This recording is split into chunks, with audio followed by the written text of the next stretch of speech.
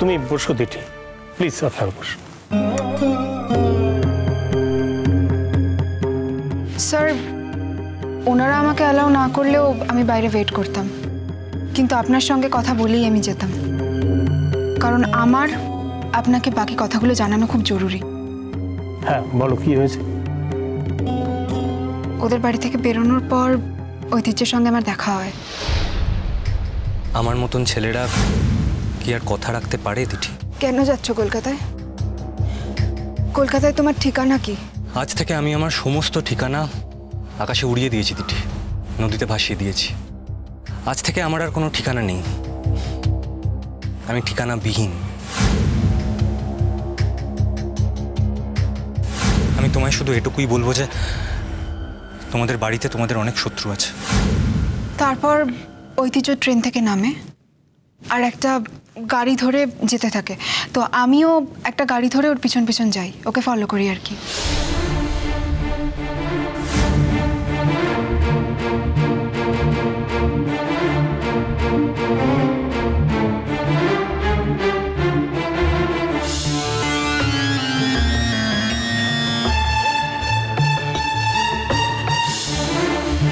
ঐতিহ্য যেখানে গাড়ি থেকে নামে আমিও ওইখানেই তার কাছাকাছি গাড়ি থেকে নামি, নেমে তারপর ওকে ফলো করি।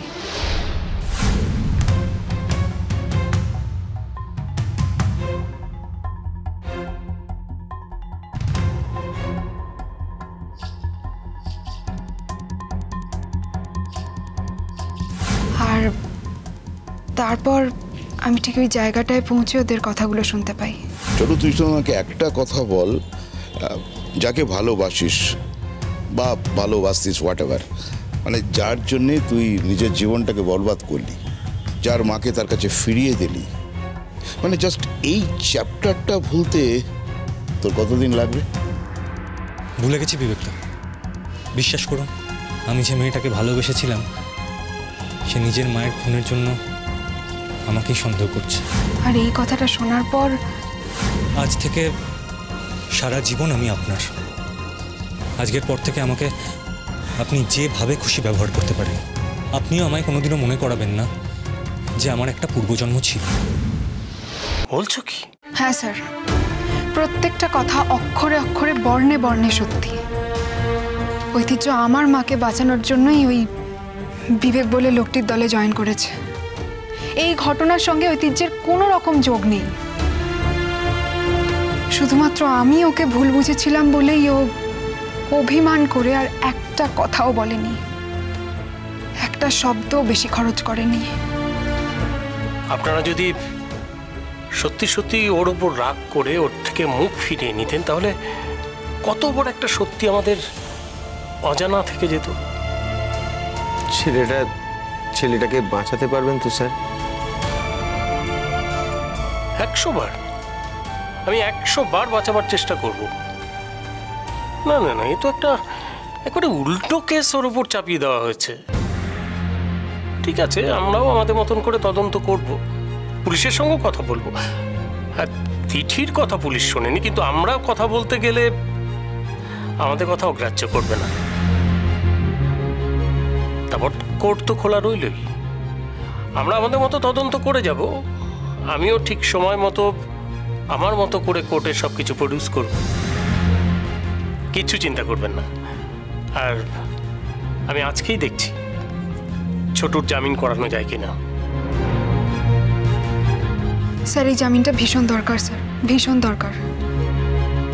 ওরা শুধুমাত্র সন্দেহের ভিত্তিতে ঐতিহ্যকে কোর্টে প্রডিউস করে দিয়েছে, ওর বিরুদ্ধে কোনো প্রমাণ পাওয়া যায়নি। এখন খালি একমাত্র প্রমাণ হচ্ছে বিবেকের ডেরা থেকে ওরা ওকে উদ্ধার করতে পেরেছে। কিন্তু বিবেকের ডেরা থেকে উদ্ধার হওয়া মানেই তো এটা নয় যে অপরাধমূলক কোনো কাজের সঙ্গেও জড়িয়ে আছে। স্যার, কাইন্ডলি আপনি এটা একটু দেখুন, এই জামিনটা ভীষণ দরকার স্যার, ভীষণ দরকার। আমি কি বুঝতে পারছি না সেটা? আমি বুঝতে পারছি তো, এই কেসের গুরুত্বটা আমি বুঝতে পারছি, তুমি কিচ্ছু চিন্তা করো না। ও হ্যাঁ, আমাদের কিন্তু এক্ষুনি বেরোতে হবে, এর পরে গেলে কিন্তু আর জামিন করানোর সুযোগটাই পাবো না। আমরা তাহলে এখন আসি স্যার। না মানে ওই বাড়ি বিক্রি করে যে টাকা, সে টাকা আমরা আপনাকে দিয়ে দেবো। এই মুহূর্তে তো সাথে আনিনি স্যার। বলছি ওই বাড়ির দলিলটা কি আপনাকে দিয়ে যাব? বাড়ির দলিলটা আপনি রেখে দিন। দেখুন, আমরা প্রফেশনাল ঠিকই, তো এতটা প্রফেশনাল নই যে একজন বৃদ্ধ অসহায় বাবা তার ছেলেকে বাঁচানোর জন্য যখন আমার দ্বারস্থ হয়েছেন, তার জমি বাড়ির বিনিময়ে আমি তার ছেলেকে রক্ষা করব। স্যার, আপনার সাম্মানিকের কোনো অসুবিধা হবে না। আমি এখন ডাক্তারি করি, আগের মতো স্টুডেন্ট নই। আমি কিছু রোজগার করি স্যার। দয়া করবেন স্যার, আপনি অন্য কারোর টাকা নেবেন না। ঠিক আছে, ঠিক আছে, ও সমস্ত হিসেব নিকেশের কথা পরে হবে। এখন আমি কারোর কাছ থেকেই কোনো টাকা চাইছি না। হ্যাঁ, জামিন করতে কিছু খরচ হবে, সেটা যদি আপনারা দিতে পারেন তো ভালো, না হলে আমি করে নেব। পরের সময় মতো আমি সব হিসেব দেবো, আপনারা শোধ করে দেবেন। না না স্যার, না না, কত টাকা লাগবে বলুন?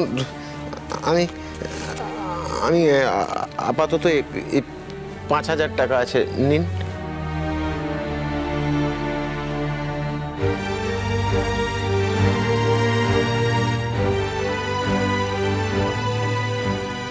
আজ আমাকে যতটা দূরে সরিয়ে দিচ্ছ,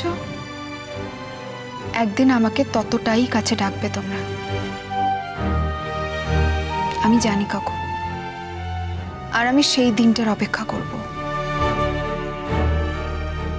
আর আমার এই অপেক্ষাটা ব্যর্থ হবে না, আমি এটাও জানি বৌদি।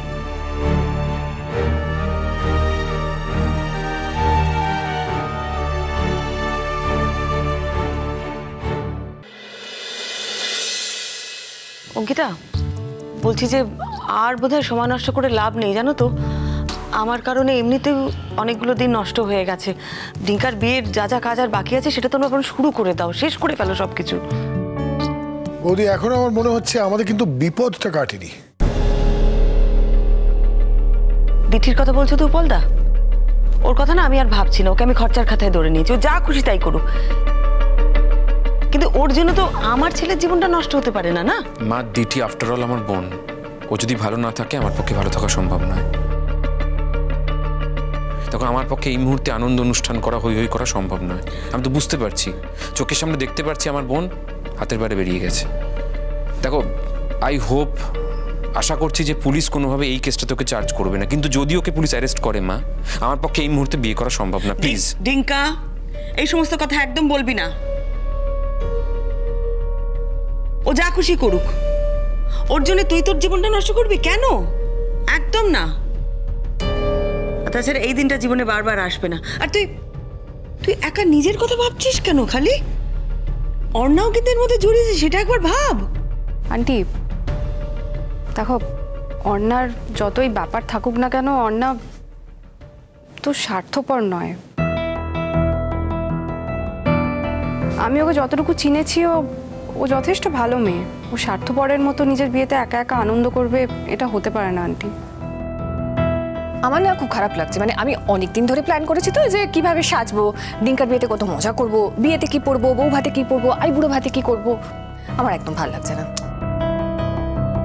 দিদিটা যে কি করলো, মানে it's really very sad Sreemoyee. মানে ওর এত একটা উজ্জ্বল ভবিষ্যৎ, ছেলেটার তো শাস্তি হবে, ইটস ওকে, যাবজ্জীবনও হতে পারে। কিন্তু আমার এখন রিয়েলি আই এম স্কেয়ার্ড যে দিঠি না জেলে ঢুকে যায়। আমি জানি, আমার অভিজ্ঞতা আছে, মানে ব্যাপারটা খুব খারাপ দিকে যেতে পারে। কেন এরকম করছে বলে তো, মানে কেন করছে? ও একটা ডাক্তার মেয়ে, ওর এত ভালো result, she is so brilliant. ও নিজের জীবন বিসর্জন দিয়ে একটা ছেলেকে ভালোবাসছে, মানে পুরো অপাত্রে দান করছে। দেখো, ভালোবাসা ভালো, ভালোবাসা ইজ ভেরি গুড, কিন্তু তাই বলে যাকে তাকে নিজের ভালোবাসা দিলে তো হবে না। না, অনেকেই ভুল করে মা, কিন্তু সে কথা এখন বললে তো লাভ নেই কো। আমি যে বড় মুখ করে কথাটা এখন বলবো তার তো আর জো নেই। আমার ছেলে তো একই ভুলই করেছে।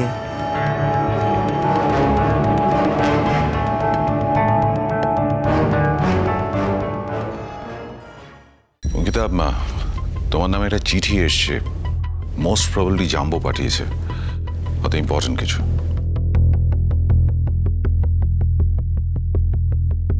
হোয়াট? কি হয়েছে অঙ্কিতা? লিগাল নোটিশ পাঠিয়েছে।